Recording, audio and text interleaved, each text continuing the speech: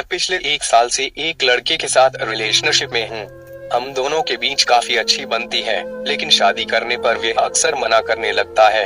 मैं उससे जब भी शादी की बात करती हूँ, वह कहता है कि शादी को लेकर उसने अभी तक कुछ सोचा नहीं है।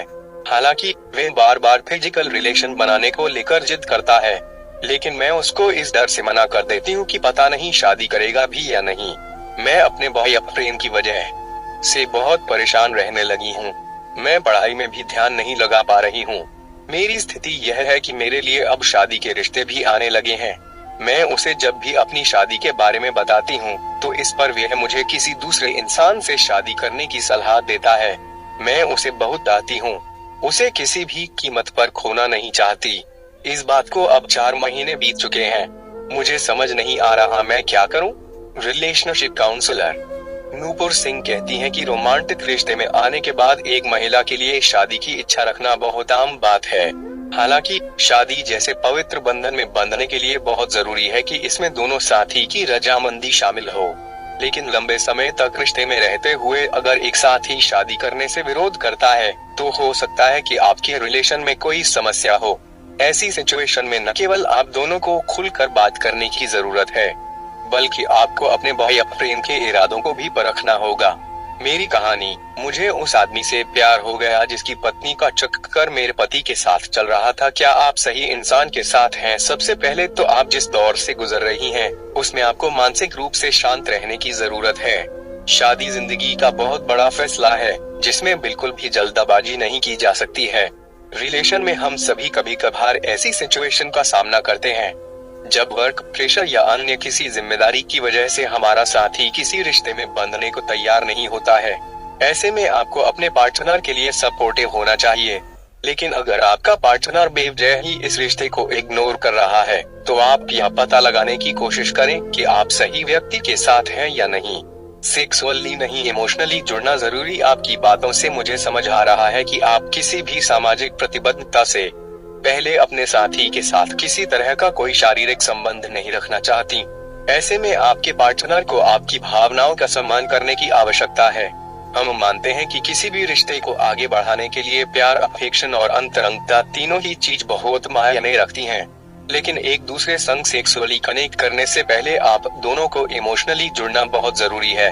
आप अपने आप को समय दें, इस रिश्ते के बारे में हर छोटी से छोटी बात जान लें, खुद से प्यार करें, अपने साथी के साथ इमोशनल बॉन्ड स्थापित करने पर जोर दें। उन्हें बताएं कि आप इस रिश्ते को लेकर कैसा महसूस करती हैं। यही नहीं, उन्हें इस बात का भी एहसास दिलाएं कि शादी के बाद कुछ भी बदलने वाला नहीं है। हो सकता है कि उन्हें भी आपसे प्यार हो, लेकिन भावनात्मक संबंध की कमी की वजह से वे शादी के लिए तैयार ना हो। मेरी कहानी, कैसे मेरे नाजायज रिश्ते ने मुझे अपनी पत्नी से प्यार करने पर मजबूर कर दिया, वह बुरा नहीं मानेगा। सोशल मीडिया पर आए दिन ऐसी खबरें आती रहती हैं, जहां शादी से पहले प्यार में हम बिस्तरी करना बहुत महंगा पड़ता है। बेहतर होगा कि आप दोनों पहले अपने प्यार को शादी के अंजाम तक ले जाएं। प्रेमी अगर हम बिस्तरी की बात पर ज्यादा जिद कर रहा है, तो चौकन्नी रहें।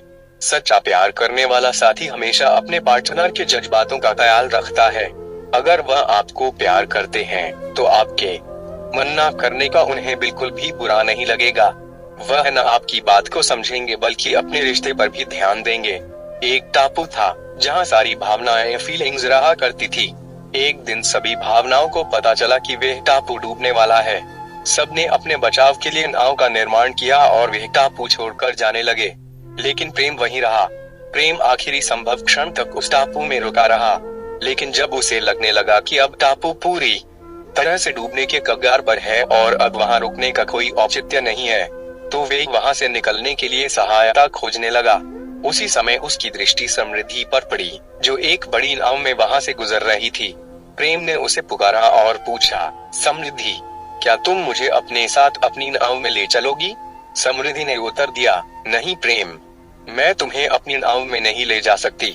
देखो, मेरी नाव में कितना सोना और चांदी भरा हुआ है, किसी और के लिए तो इसमें जगह ही नहीं बची है। कहकर वे आगे बढ़ गई।